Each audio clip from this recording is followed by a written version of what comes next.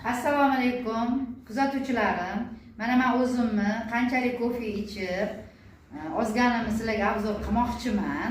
Mana shu poliklinikada ishlab yurgan paytimda shu xalatni olganman. Menga uchma-uch kelib turgan shu xalat.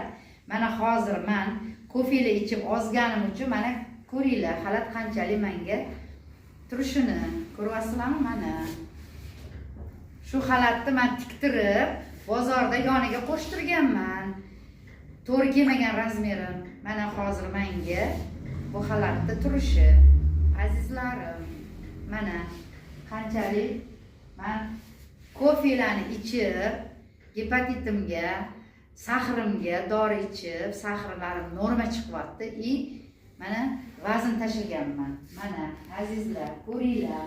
Men o'zimni obzor qilyapman. Mana xalatimni qanchalik menga hozirgi paytda mana ko'rdinglarmi?